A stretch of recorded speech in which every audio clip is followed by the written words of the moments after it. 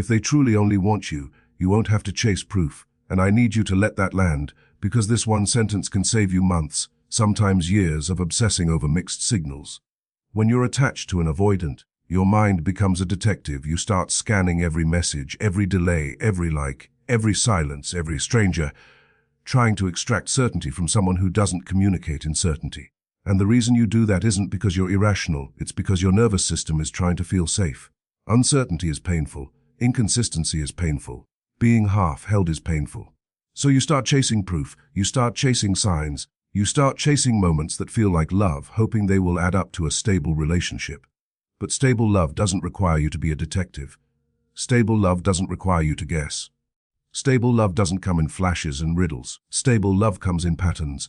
That's why this keynote is the foundation of everything, because the avoidant dynamic trains you to accept evidence in the wrong places.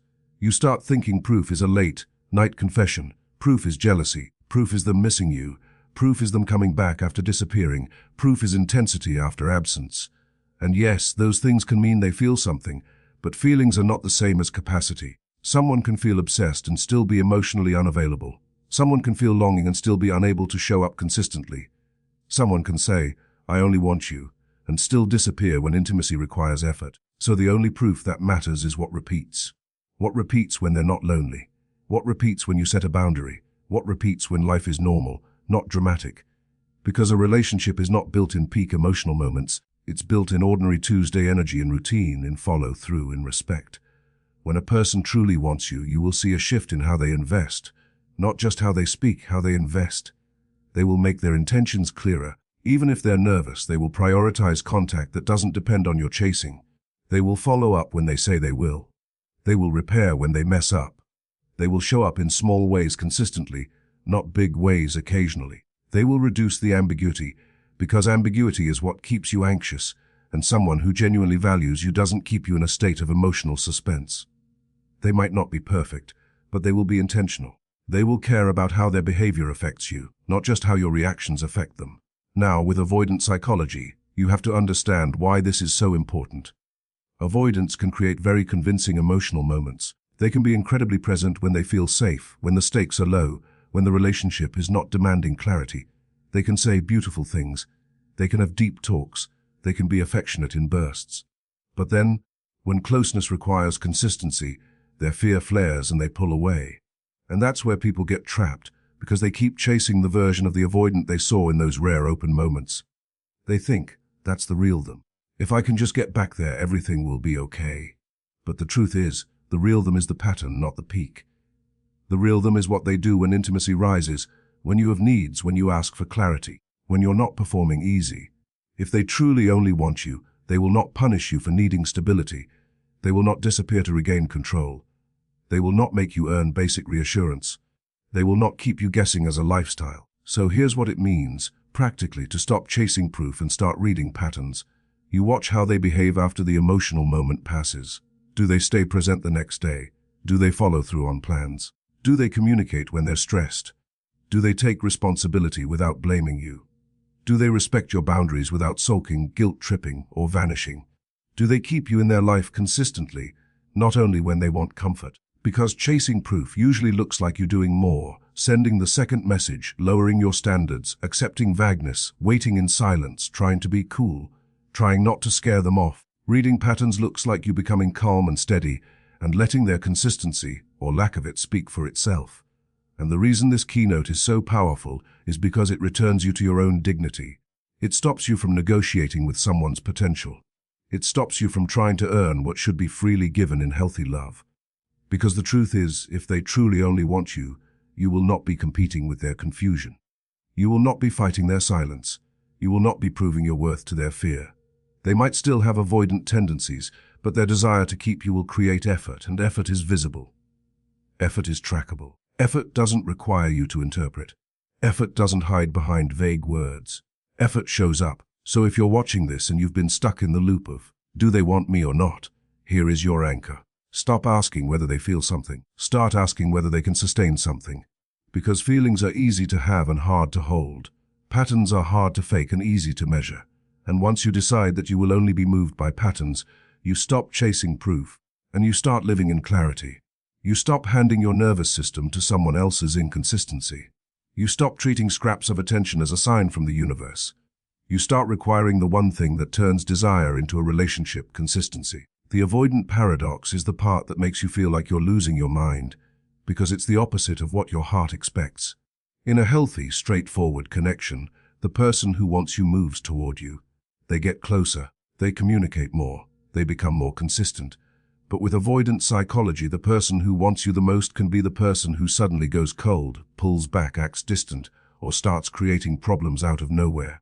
And if you don't understand this paradox, you'll personalize it. You'll think if they're pulling away, it means they don't care. Or you'll think, if I can just love them harder, they'll stop running. Both conclusions can trap you. Here's the truth. Avoidants detach from people they don't deeply attach to, but they deactivate from the person they do attach to. Detaching is easy for them when there's no emotional imprint. It's clean, it's simple, they can leave and barely look back. But when someone actually matters, when someone touches the part of them that is capable of bonding, the nervous system activates, and for an avoidant, activation doesn't always feel like love. It often feels like danger. The same closeness that creates warmth also creates fear. The same intimacy that creates connection also triggers shame. The same attachment that creates desire also threatens their sense of control. So they don't just move toward you, they oscillate. They come close, then panic. They open up, then shut down. They act sweet, then disappear. It's not because you suddenly became unworthy overnight. It's because the relationship is now inside their nervous system, and their nervous system doesn't know how to hold it. This is why the person they care about the most can get the worst version of them. Not because you deserve that, but because you trigger more. You trigger more intimacy. You trigger more expectations. You trigger more vulnerability. You trigger the fear of being seen and the fear of being responsible. If you're just a casual connection, there's less pressure. They can be relaxed. They can be charming. They can be present. They can enjoy the moment. But when it becomes real, when you start asking for clarity, when you start wanting consistency, when you start feeling the bond and naturally moving toward a deeper relationship, that's when their protective system kicks in. And their protective system is designed to do one thing: reduce closeness fast. So what does deactivation look like? It looks like them suddenly focusing on your flaws. It looks like them picking small fights. It looks like them becoming busy out of nowhere. It looks like them saying, "I'm overwhelmed. I need space. This is moving too fast," even when nothing changed except intimacy. It looks like them withdrawing affection after a particularly close moment, right after a great date, right after a vulnerable conversation, right after a deep connection. You feel closer and they feel exposed, so they pull away to calm the exposure. That is the paradox. Your closeness feeds their fear, and distance soothes their fear. So they seek distance, not because they don't want you, but because they don't know how to want you without panicking. Now, this is where people get manipulated by the pattern, not necessarily by intention, but by consequence. Because when they deactivate, you chase, you ask questions, you try to fix it, you try to be reassuring, you try to be low maintenance, you shrink your needs. And when you shrink your needs, they calm down. When you stop asking for intimacy, they feel safer. When you become less present emotionally, they feel less pressure, and then they move toward you again. And your brain learns the wrong lesson. If I'm smaller, they stay. If I need less, they love me. If I don't ask for consistency, they show up. That is a dangerous training. It turns love into self-erasure. It turns connection into performance. And it's why so many people feel addicted to avoidance, because the push-pull creates a chemical loop: anxiety when they pull away, relief when they return, and relief is addictive. So how do you use this paradox wisely instead of getting trapped in it? You stop interpreting distance as a verdict on your worth, and you start interpreting it as a data point about their capacity. Capacity matters more than desire. They might desire you intensely and still lack capacity to sustain closeness. They might miss you and still punish you for needing clarity. They might want you and still retreat the moment the relationship asks them to grow. So your question is not, do they want me? Your question becomes, can they stay present when they want me? Can they communicate through discomfort? Can they hold closeness without sabotaging it?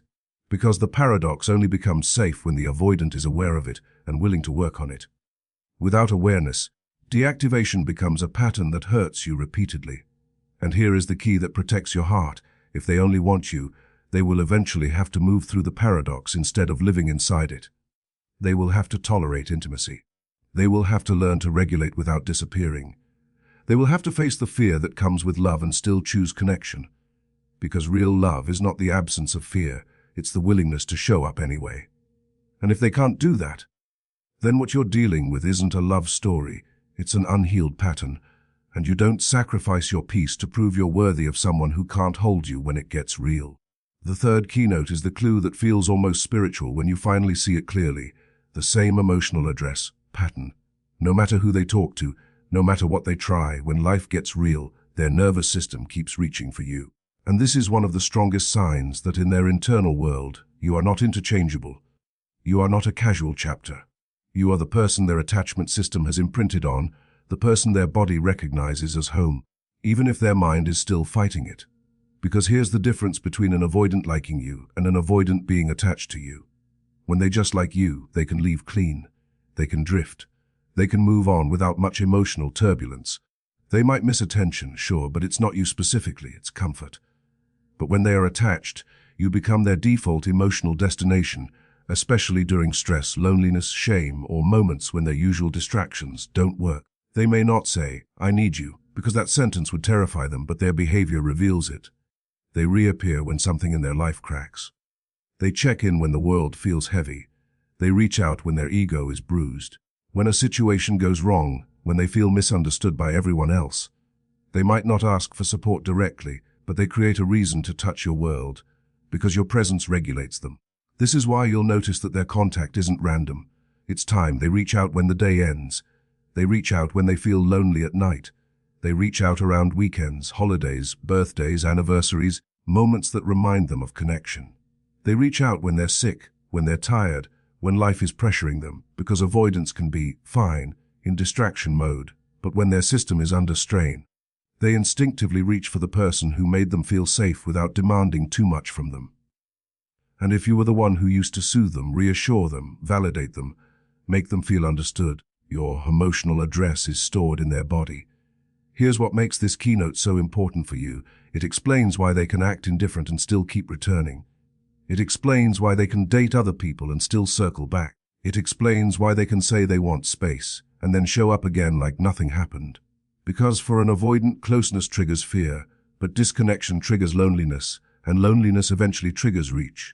So they oscillate. They run when it gets intimate, and they return when the emptiness catches up. And when you're the one they return to, it can feel like proof you're special, and in a way it is. But it's also where you must be careful. Because being someone's emotional address doesn't automatically mean they're ready to be your partner. It means they associate you with regulation, comfort, safety, and soothing. It means their nervous system believes you are relief. And relief is powerful. Relief can feel like love. Relief can create longing. Relief can make them say things they don't usually say. But relief is not the same as responsibility. The danger is when they reach for you like a comfort object instead of choosing you like a partner. That's when you become the person they call when they're low, but not the person they commit to when they're stable. That's when you become their emergency contact, not their priority. So the way you read this sign is not by asking, "Do they come back?" but by asking, "Why do they come back? And what happens after they calm down?" Because here's the predictable pattern when it's not real growth. They reach out, you reconnect, you soothe them, they feel better. Then they disappear again when they're regulated, and you're left holding the emotional aftermath. That is the cycle of using your presence as a painkiller. They don't choose you. They use you to calm the discomfort of being without you, and the moment the discomfort fades, they return to their comfort zone distance. But when it's real intent, when it's they only want you, in a mature way, the reaching is followed by something different, consistency. They don't just show up when they're low. They show up when it's normal. They don't just reach for reassurance. They reach for repair. They don't just reconnect and disappear. They stay and build. They start taking responsibility for the emotional impact of their behavior. They begin to speak in specifics instead of vagueness. They don't treat you like a secret comfort. They treat you like a clear choice. And this is where your power becomes essential. You do not punish them for reaching. You also do not reward them with full access just because they reached. You respond with calm standards. You recognize the sign, yes, your system reaches for me, but my heart is not a service. If you want to come back to the same emotional address, you don't get to drop off chaos and pick up comfort. You come with accountability. You come with consistency. You come with clarity. Because you are not here to be someone's emotional home when they feel lonely and an option when they feel fine. You are either chosen or you are not.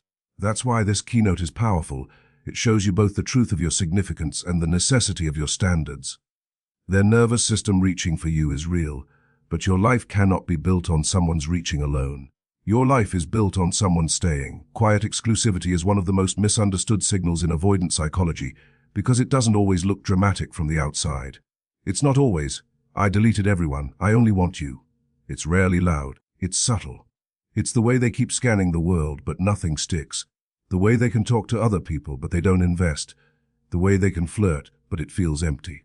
The way they can date, but the connections feel flat. The way they keep circling back to you, even when they swear they're done or better alone. And if you understand why this happens, you stop making yourself crazy with the question, if they're still interested in me, why don't they just choose me clearly? Here's the truth: when an avoidant has emotionally imprinted on you, they often become uninterested in building depth anywhere else, not because they're loyal in the secure sense, but because their attachment system is already occupied. Their nervous system has already assigned you as the main emotional reference point, the person they compare others to, the person whose presence regulates them, the person whose absence creates that strange ache they can't explain. So even if they try to move on, they often do it in a way that stays shallow, because going deep would require vulnerability, and vulnerability is exactly what they fear. Depth is not fun. For them at first, depth is exposure, depth is responsibility, depth is being seen.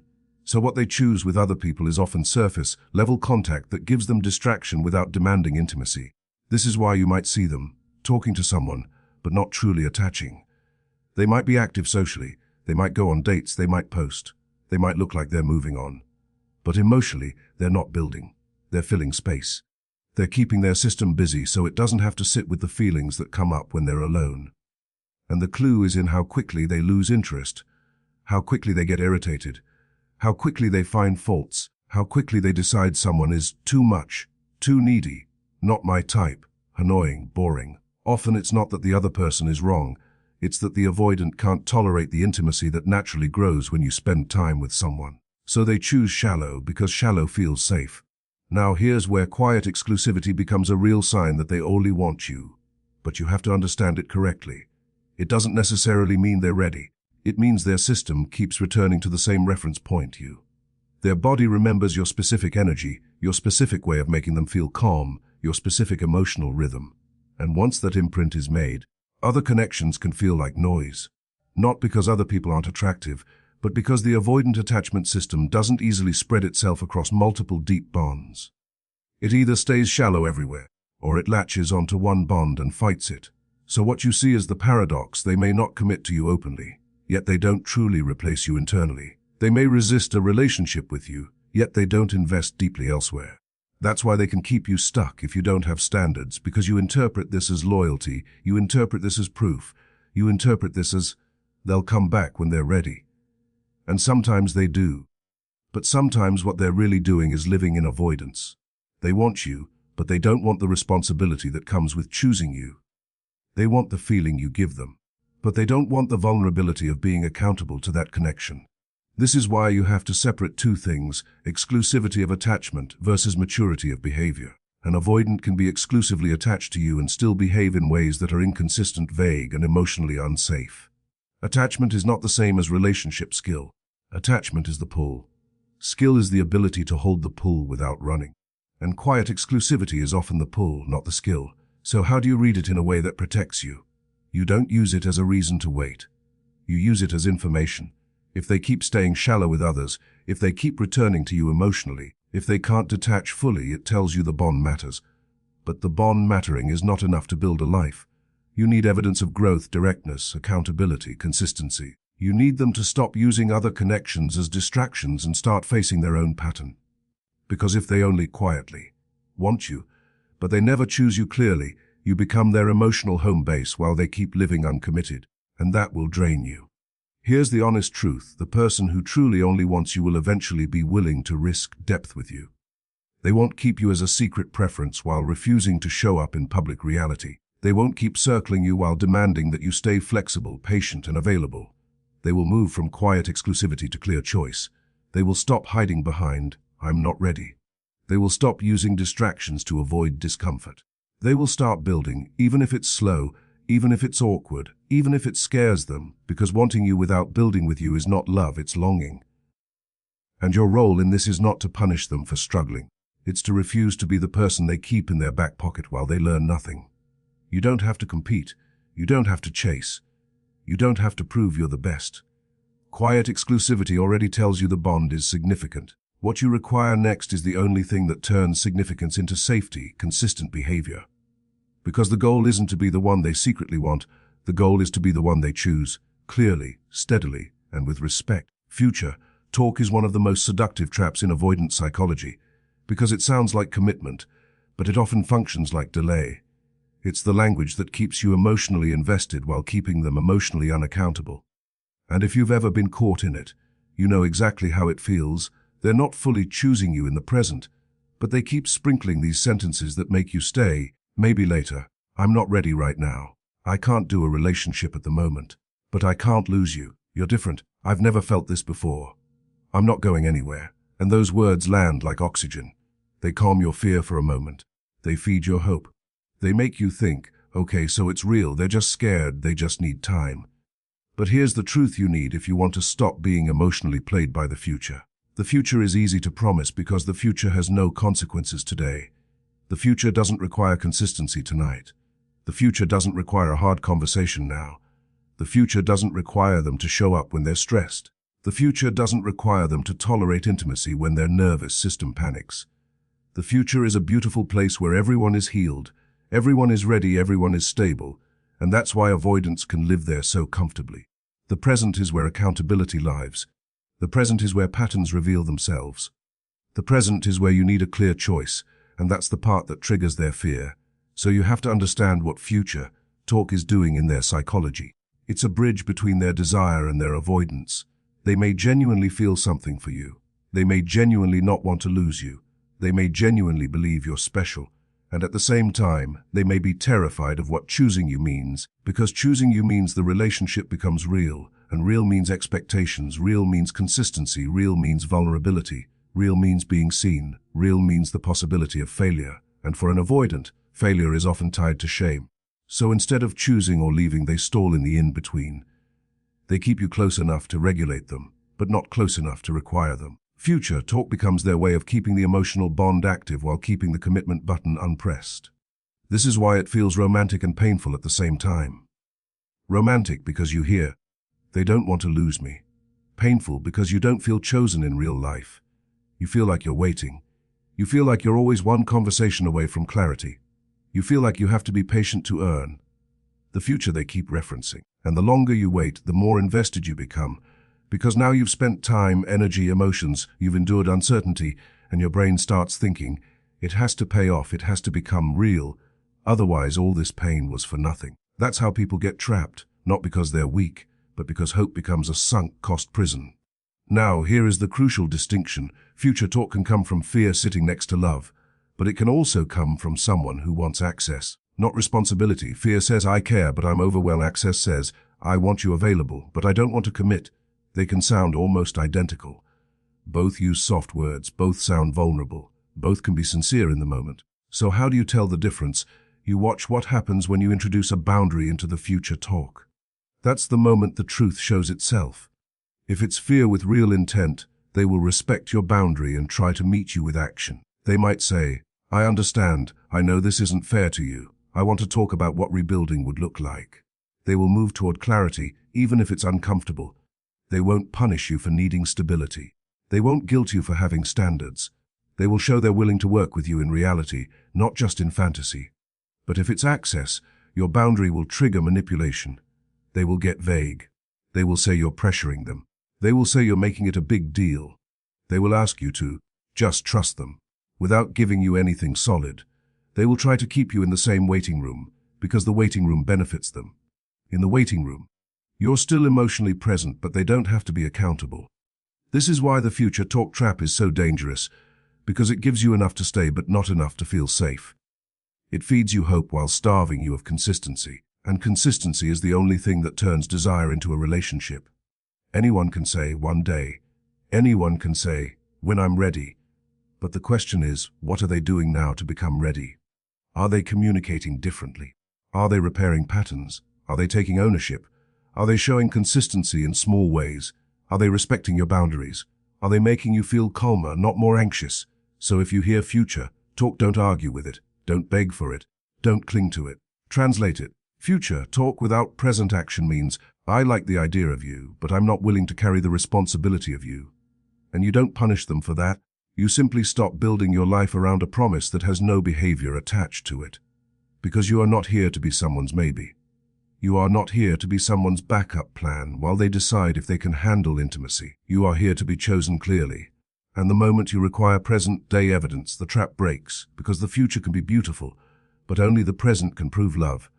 The final test is the one that exposes everything, because it bypasses words, bypasses chemistry, bypasses nostalgia, bypasses guilt, and goes straight to the core of what makes a relationship safe, whether they can accept boundaries without punishment. That's the test. Not whether they miss you, not whether they say, I only want you, not whether they get jealous when you pull away. Those things can be real and still be unsafe.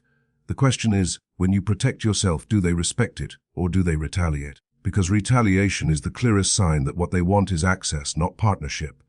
In avoidant psychology, boundaries are confronting, because boundaries remove ambiguity, and ambiguity is where avoidants often feel most comfortable. Ambiguity allows them to come close when they want warmth and disappear when they want space. Ambiguity lets them keep emotional benefits without being held to consistent behavior.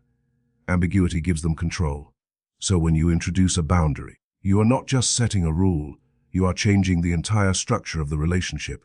You're saying, you don't get to have me on your terms only. You're saying, if you want closeness, it has to include respect, clarity, and consistency. You're saying, my nervous system matters. And for someone who has regulated themselves through control and distance, that can feel like a threat, even though it's healthy. This is why their response to boundaries is the truth serum. A person who genuinely wants you will not punish you for protecting yourself. They might feel discomfort, sure. They might need time to process. They might even feel fear. But they will not weaponize your boundary against you. They will not go cold to make you drop it. They will not guilt trip you for having it. They will not twist it into an attack. They will not disappear to regain power. Instead, they will show respect. They will show curiosity. They will show a willingness to work with you, not against you. They will say things like, I understand why you need that. That makes sense. I want to earn your trust. How can we move forward in a way that feels safe for you? That is partnership energy, even if they're still learning. But an avoidant who wants access will react differently. They will treat your boundary as rejection. They will make your boundary the problem instead of their inconsistency. They will frame you as too much, too controlling, or too demanding, simply because you ask for basic clarity. They may say, why are you making this so serious? Can't we just go with the flow? You're overthinking. You're being dramatic. And then they might punish you with silence. Or they'll pull away right when you ask for something real. Or they'll become warm again only after you soften your standard, which teaches you the most dangerous lesson of all. If I shrink my needs, I get love. That is not love, that is training. So the test is simple in concept but powerful in execution. You set one calm, reasonable boundary, and you watch what happens. Not for a day, for a pattern. A boundary could be, I'm open to talking, but I'm not doing late-night emotional calls if we're not rebuilding intentionally. It could be, if you want to reconnect, I need consistency, no disappearing for days. It could be, I'm not comfortable being in a gray zone, I need clarity about what you want.